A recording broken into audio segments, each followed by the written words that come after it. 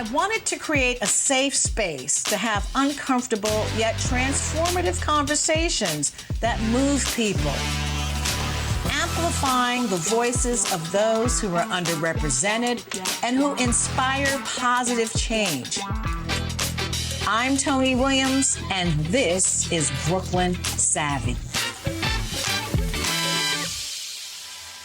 We are here with Mayor Shawyn Patterson-Howard, and you are our inaugural guest for our leadership series. We want to talk to BIPOC women who are carving and navigating a trail for others to follow. So thank you so much, Mayor Patterson-Howard, for being on Brooklyn Savvy. Thank you for inviting me. Excellent. So let's just dive right in. I want to get to a quote. So you said, all too often, Mount Vernon has been treated like the punchline to a joke or a problem child with no hope and no future. I did not and do not accept that judgment. So what do you mean when you say these things? Well, look, I have lived in Mount Vernon all of my life with the exception of going away for college. And I've worked in Mount Vernon, and I've also worked all throughout the county. And you oftentimes hear, well, that's just Mount Vernon, or oh, we're not surprised. What else do you expect from Mount Vernon? And everyone laughs. And that's something I've always found very, not only disrespectful, but very sad. And so I believe in Mount Vernon. I know the strength and the resilience of Mount Vernon. And in coming mayor, that is definitely something that we are aiming and very focused on. Now my question is, I looked at the demographics with it being 60% African American, I think it was 17% Hispanic.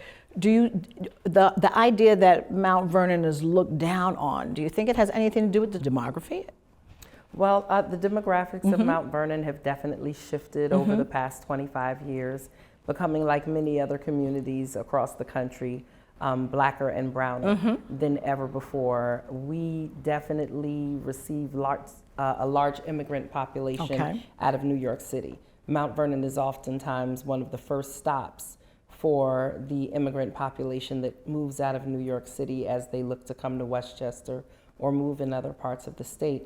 And so our updated demographics, it's even higher than that. We're 62% Black and about 24 to 26% Hispanic. Excellent. Latino. So we're closer to 86 to 87% Black and brown. And I know we're one of the blackest and brownest communities north of the Mason-Dixon line, and honestly in the country. And that makes you really proud, doesn't it? Absolutely. And tell me why it makes you proud. It makes me proud because, look, this country was built on the backs of Black people who were slaved and who were enslaved, and it continues to operate on the backs of Black and brown people. We want to always close the borders, but then it's oftentimes the immigrant populations that are exploited to do the work that other communities no longer are interested in doing. And so America could not have become America, and the economic strength were not the gross domestic product built off the back of slaves. And so much of the work that we do now is continuing we're doing on the back of immigrants. Well, you know, I applaud you for saying that because it's absolutely true. It's true. Now, when you became mayor, you inherited quite interesting, I don't want to use the word mess, but things weren't what they should be. By the time persons of color, and definitely women of color, are given an opportunity to do a job, we're often the choice of last resort because the situation has become so perilous that they say, well, this one couldn't do it, that one couldn't do it, we might as well give them a chance. Right. And so that's been the history of my work throughout my life. I've always been the first woman or the first person of color to take on a job. And usually whenever I walked into those organizations, they were on the brink of closing, losing their accreditation. That's how oftentimes we get the jobs. It's the cleanup woman. Come on in and clean up this mess. So what is it about you that can basically clean up, make it better, make it right? What is it about you?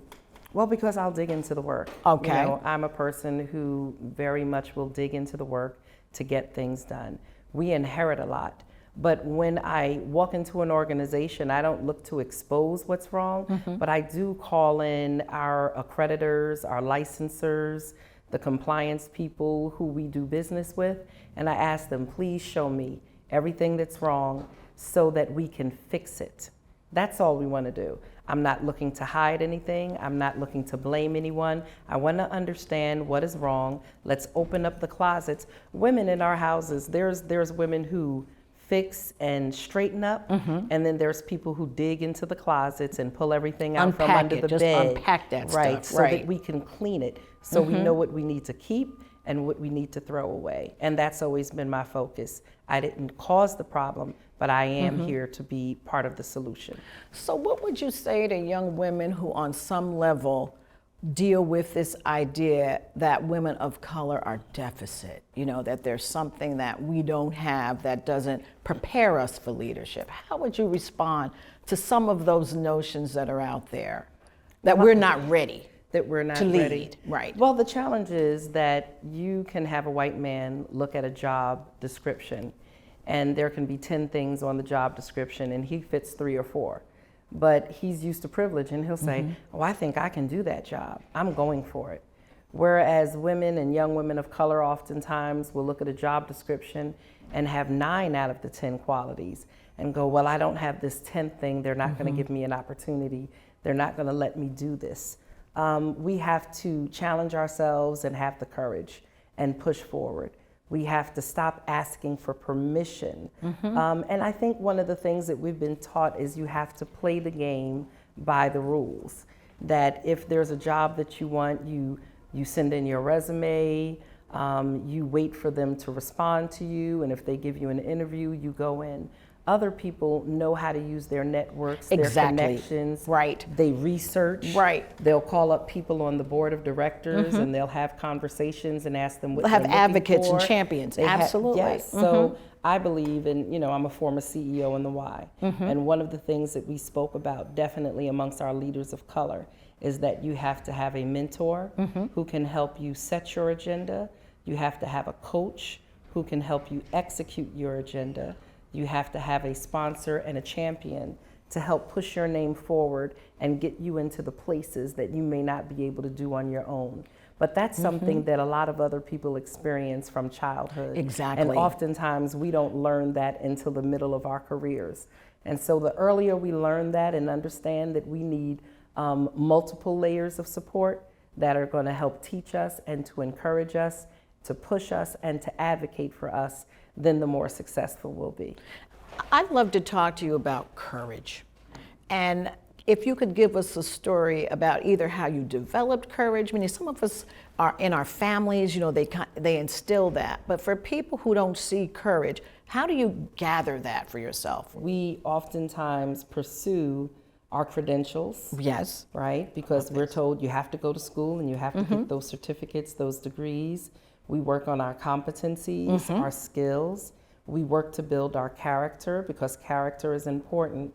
But the 2 things or the 3 other things that we oftentimes are not as intentional about working on is our confidence. Because we all suffer from low self-esteem and a lack of confidence. We look ourselves in the mirror and we pick ourselves apart. Yes. We personally, ourselves will make our deficits larger than their assets because of fear. And then we have to deal with courage. The courage to face the challenging things, to make the hard decisions, to ask the hard questions, and to confront the things that we need to confront. And then the last thing we need to be intentional about is our connections. Absolutely. Developing those relationships. And so, as a social worker and as someone who people have said is a connector, I've just learned how to develop relationships. Not just relationships to move up the ladder, but authentic relationships. Oh, you are just preaching. There's a difference between getting a business card and developing a relationship. Exactly. And so let's talk a little bit about that. Cultivating relationships authentically, because oftentimes we'll get into these environments. It's like, well, you need to know that person. Well, maybe you don't have a connection with that person, but if you could speak to that, if you wouldn't mind. So for years, as I advocated for my clients as a social worker and a case manager, and I had to call, the welfare departments, legal offices, child welfare advocates, hospitals. It's easy to call and say, hello, I need, hey, Toni, I need this for so-and-so, for so-and-so. But every once in a while I'd say, how are you? How are your children? How's your family? Instead of just calling people and constantly telling them what you need, start to authentically get to know people. Relationships are not just supposed to be transactional. Right. They're supposed to be transformational. Absolutely. And when you can develop those transformational relationships, regardless of where that person works or where they move to, you maintain those relationships because you're going to run into people in different ways. And oftentimes we engage with people for a specific transaction. We're just interested in what we can get. Not good. But not knowing, okay, well, this is what you can do.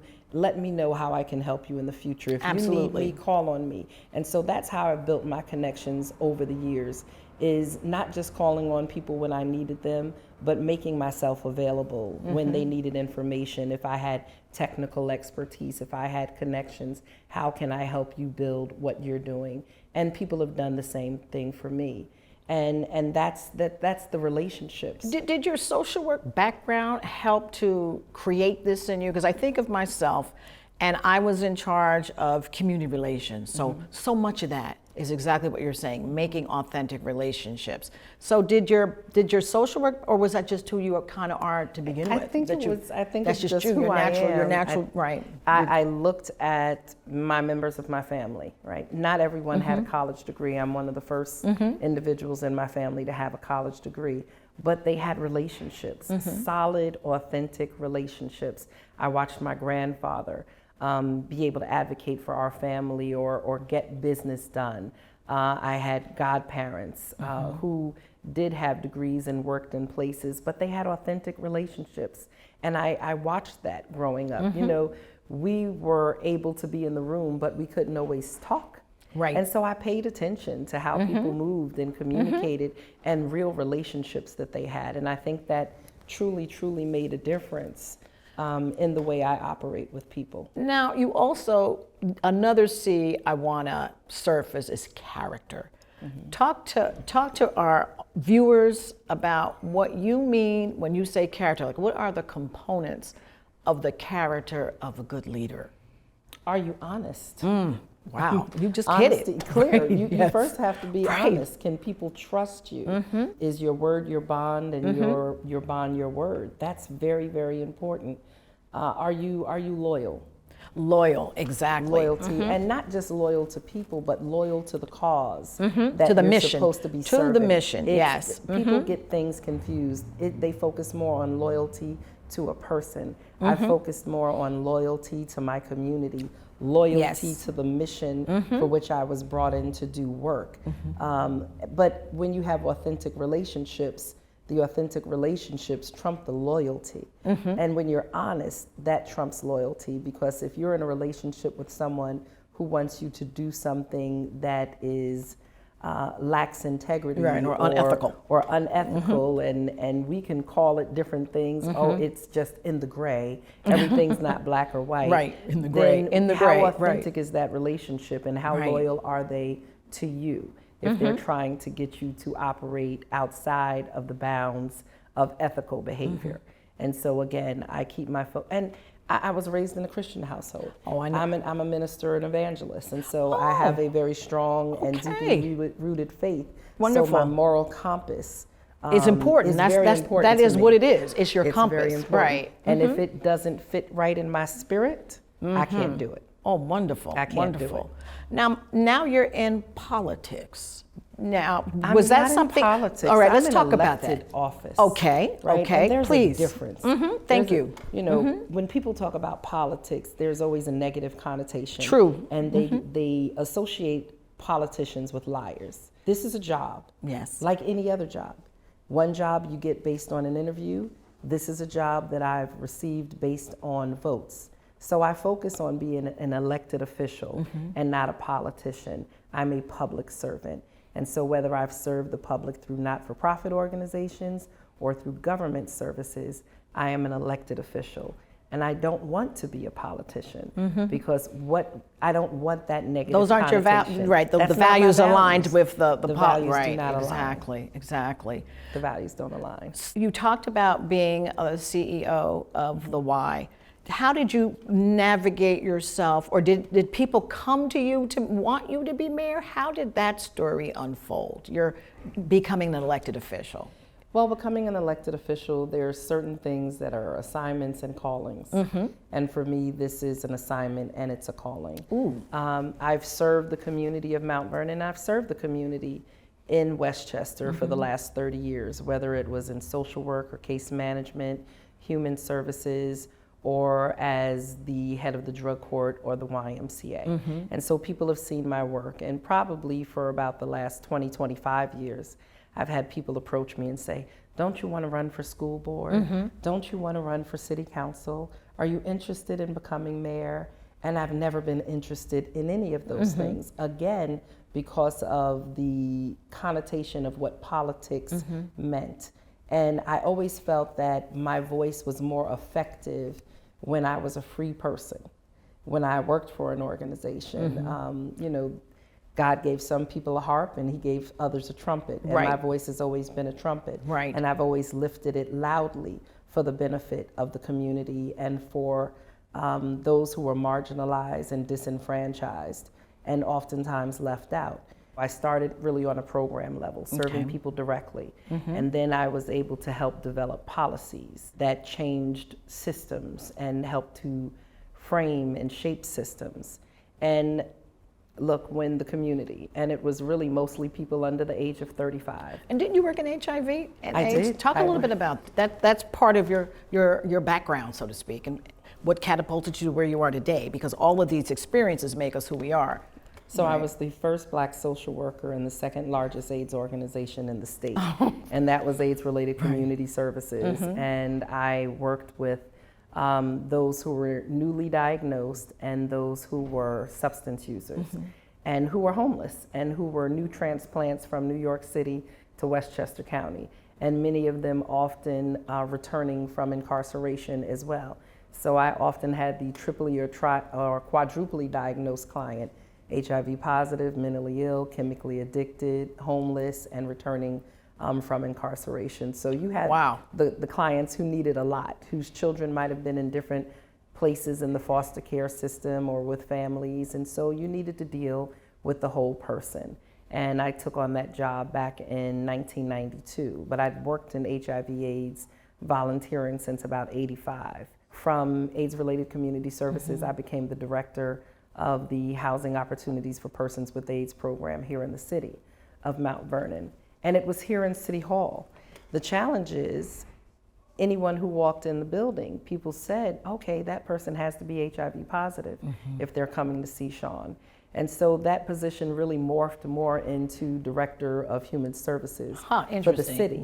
Because in order to give confidentiality and not have people automatically know if someone came to see me that they were HIV positive, we just branched out and we served those who were mentally ill, chemically dependent, who were homeless, who were returning from incarceration, who were hungry. You have a heart for people. I'm feeling that you have a heart for people. The job has never been the job. The job has always been a part of a larger ministry. I believe one of the best parts of me is just that I have a servant's heart, and that I really, really do love people. Well, you're giving me chills because I'm feeling your energy. Yes, I feel that. Yes, I love people. Yes, and so I believe becoming a social worker. I went to Howard University to become an attorney. Yes, you know, you know.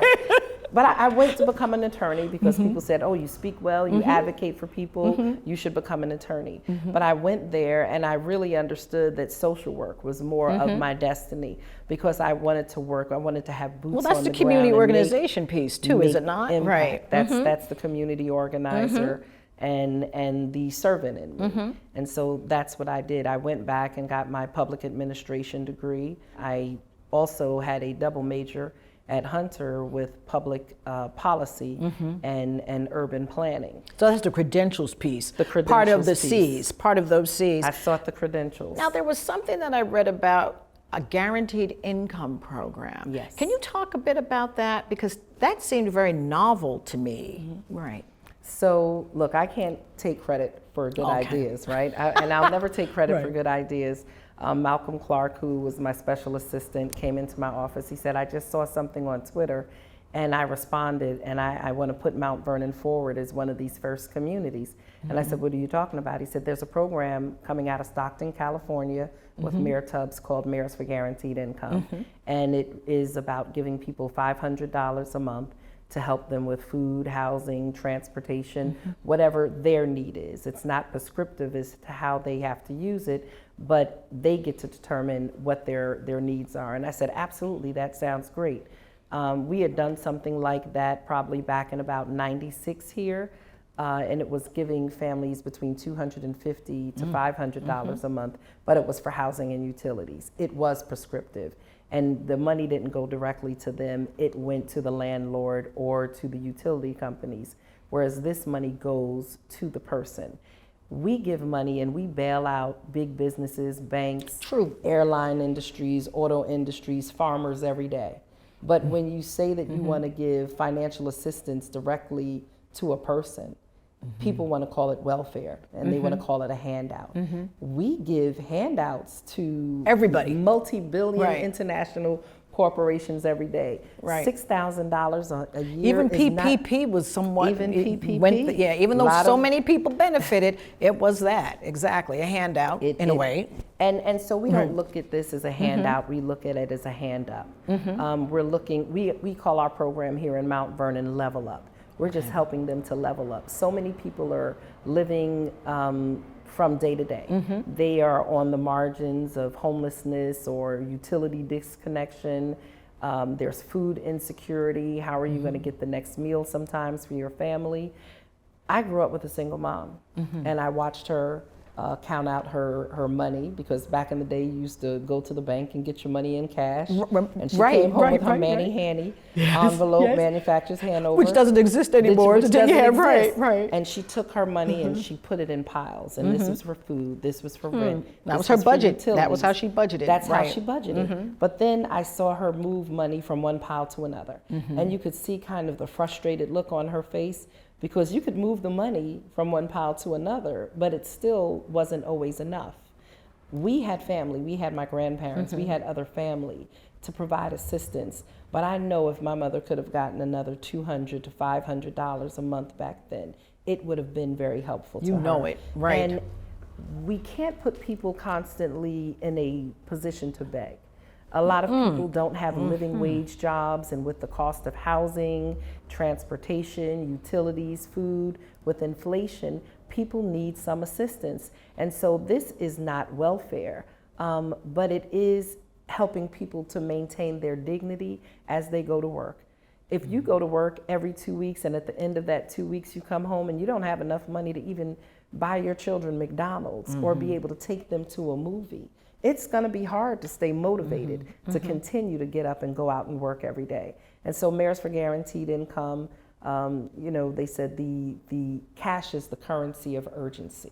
Wow, I like that. Cash is the currency of urgency. You won't find a mayor in this country that will not tell you that they are happy that that money came directly to their communities, because the mayors know what their communities need and how they need to spend that money. So Mayors for Guaranteed Income, MGI, is no different than the American Rescue Plan. You give the money to the people who need it so that they can utilize it the way they best see fit. Well, we're going to have to wrap, but I must say, I was told that you were someone that needed to be a part of this series, and you needed to be a part, meaning I loved everything that you said. Can I just say one last Certainly, thing? certainly. As a woman, oftentimes we look at people and we admire them, and we put them on a pedestal that they don't always belong.